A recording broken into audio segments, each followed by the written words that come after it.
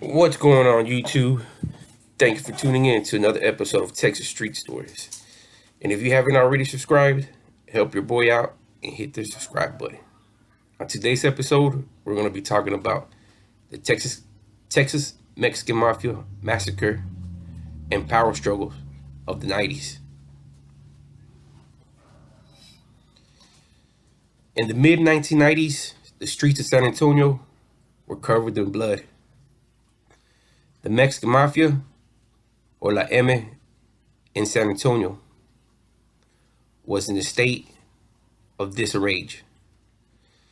The organization's president, Herbert Huerta, was sentenced to life in federal prison. So he named Diana La Princesa Guzman as general of the San Antonio division. Luis Blue Adams challenged the appointment, naming himself as the new president. The organization split in two, with each faction determined to assassinate the alleged traitors in the other group. Huerta supporters included Robert Perez, Robert Herrera, and Frank Estrada. In April 1994, Perez, Herrera, and Estrada spotted Adams' car in San Antonio. They went home to arm themselves, and they returned to the area looking for Adams. They intended to kill him. Instead, they found Adams' supporters, both Jose and Jesse Travieso, and Robert Rivas. A barrage of gunshots followed, and Perez's group killed Rivas and Jose Travieso and wounded Jesse Travieso. During the early 1990s, it virtually had a stronghold on San Antonio. And in 1996, Perez and Alberto, Perez's right-hand man, controlled the gang just months after Travieso and Rivas were murdered. Adams was murdered. Perez not only ordered it, he planned it.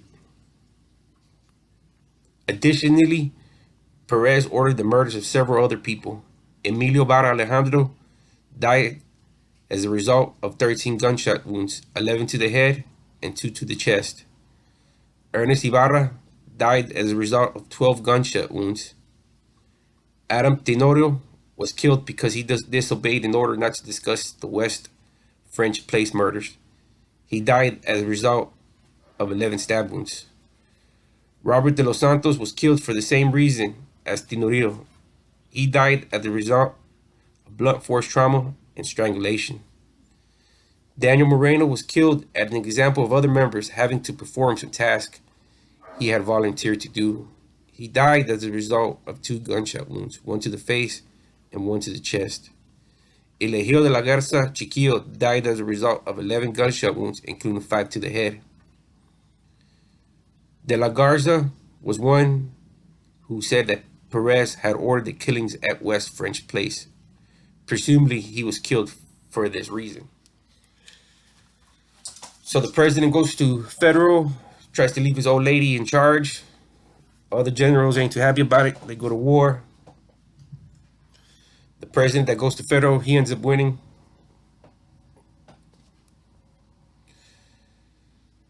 On August 8th, 1997, 7 members of the gang went to 1138 West French Place. The West French Place murders at the time, the most violent and bloody in San Antonio's history. While at least 2 former members of the Mexican Mafia disputed that Perez ordered the murders, but both acknowledged that Perez had ordered the hijacking. It was thought that large amounts of both cocaine and cash would be found in the target apartment.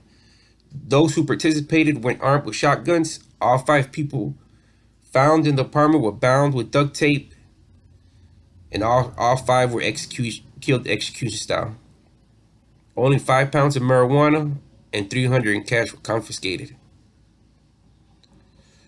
Rodolfo Vara, I think they were mainly talking to and roughing up, and his daughter Ibarra was there. They had them bound and duct taped, some of them on their knees at the couch. The daughter mouthed off to one of them about hurting her dad because he was insisting there's nothing here. Because she mouthed off, they shot her and they just went nuts. The ensuing violence wasn't original wasn't originally part of the plan. It really wasn't supposed to turn into that. Go there and kill someone. It was go there and get the drugs and the money. Vara and his daughter were killed, as were three others. Ibarra's boyfriend, Edward Medill, Richard Gonzalez, and Christopher Tobias. It was thought Tobias and his buddy Gonzalez and another young man who escaped the whole thing got away that night. There were three just out of high school boys. Initially, it was said they were going to a movie or something. They went in to supposedly find cocaine and large amounts of drugs and cash. They had information that there was some major drug dealing going on there, and the mafia was supposed to control the drug dealing, and no 10% was being collected. So they went in there to make their point, collect their piece of the pie, and there was a lot of commotion going on. Always at issue was whether Perez had ordered his soldiers to raid the apartment for drugs and money, and if he had told them to leave no witnesses behind. At least one Mexican mafia member testified that one of the gang lieutenants had orchestrated the burglary because he had a grudge against someone in the house. That lieutenant was found fatally shot 2 months after the West French Place massacre, reportedly for talking about the murders. Robert Beaver Perez, a notorious leader of the prison-based Mexican mafia gang, who prosecutors linked to more than 15 San Antonio murders, was executed Tuesday night as his family looked on. In the moments before Perez, a general in the Mexican mafia, was executed for the slaying of two men, his wife offered them one last prayer for peace. God bless you, murmured Mary Perez, as two of her husband's sons wept and embraced her, and his brother Ernest stood by. His wife continued, "You're still my hero. You will always be my hero." Perez told his family members that he loved them and never to forget and stay strong. Take care of them. Perez directed Mary, referring to his children and family. "I love you too." Then he told the warden he was ready. "I got my boots on," Perez said. As the administration of the dose began, like a cowboy, Perez was pronounced dead at 6:17. He was 48 years old. No victims or relatives of any of Perez's victims attended the execution. Jeff Moliner, who was an assistant county district attorney who also helped prosecute Perez, said Perez was someone who did bad things and has a whole dimensional shading to his character. But Moliner, now in private practice, also found Perez to have an abundance of charisma, a keen intellect, a sharp wit, and a sense of humor. "I kind of appreciated all those things about him," Moliner said. "Other than the French place, which is a footnote, I believe part of the honor of Robert Perez is he was not dangerous to the elderly lady trying to cross the street or to a young man on the bus to work. I think the only people in danger from Robert Perez were people he was associated with that didn't follow the rules."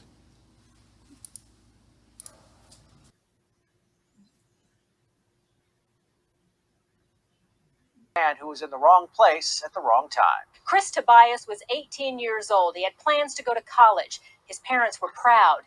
Now they grieve. Almost immediately, police suspected the Mexican Mafia. 5 killed, hands duct taped behind the back, blindfolds, kneeling on the black leather sofa, shot, execution style. It was thought he and his buddy and another young man who escaped the whole thing got away that night. There were 3 of these just out of high school boys had gone by. Initially, it was out that maybe they were going, I think, to a movie or something. I think later in the trial, it came out more that one of them, and I don't know which one, they were there to maybe get some marijuana, just a small scale drug deal, and that may be why they were there, but certainly not part of a large gang, part of this sort of this intense gangland style thing that they were just going to score a little pot and then ended up wrong place. This is the first time I've ever heard of that so-called Mexican Mafia organization or something like that. There was a lot of concern because they didn't know why. it seemed to spill outside of the confines of the Mexican mafia. And because they were these execution style killings, they went in supposedly to find some cocaine and a large amount of cash, was why they went to this location. They had information there was some major drug dealing going on there, and the mafia was supposed to control the drug dealing. So they went in there to make their point, collect their piece of the pie, and there was a lot of commotion going on. And it was the older man, I think they were mainly roughing up and talking to, and his daughter was there. And they had them bound and duct taped, some of them on their knees at the couch, and the daughter mouthed off to one of them about hurting her dad, and because he was insisting there's nothing here. And because she mouthed off, they shot her, and then they just went nuts. And really wasn't supposed to turn into that. The point wasn't go there, kill them all. The point was get the drugs and the money. But it turned into, they just kind of went berserk and didn't want to leave witnesses and ended up shooting all 5 of them. At least 9 reputed gangsters are suspected of taking part. 3 are accused of the murders. Jesse Chango Gomez busted Monday. Robert De Los Santos, now dead. Police believe he was taken out for talking too much about the massacre. And the 3rd accused killer, KSAT 12 News has learned it's 27-year-old Remigio Tito Gomez, arrested last week. All 3 spent time in Texas prisons, all 3 paroled to San Antonio streets not long before the bloodbath. The organized crime indictment accuses 4 others of robbery that night. Street names Tito, Fuzzy, John, and Daniel Tavitas. All are in custody. Investigators say the soldiers were on orders from their general, Robert Beaver Perez, to hijack the House of Drugs and Money and impose a so-called street tax on any drug operation there. The ones I saw seemed a little bit resigned, like they knew this would happen. Eventually, you're either going to get caught, you're going to be killed. It was just the lifestyle that they were in. Nobody has the right to take away somebody's loved one like that. Nobody. Since then, Tobias has tried to learn why.